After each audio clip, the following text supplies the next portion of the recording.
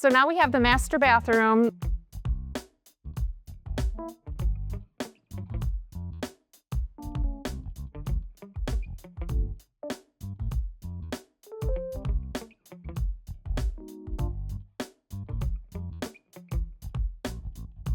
We have pretty much completed most of the demo in here, and we started a bit on the framing to extend the shower and the new placement for the shower. And also to make the toilet area bigger, as I mentioned in the last video, to make a 36-inch entry for the ADA that they are wanting.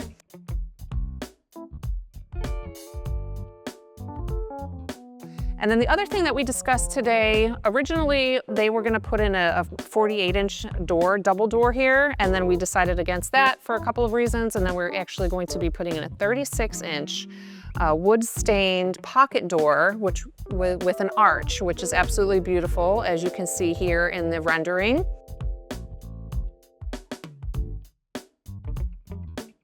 Stay tuned for more from this project. I'm excited for everybody to see the progress. Stay tuned.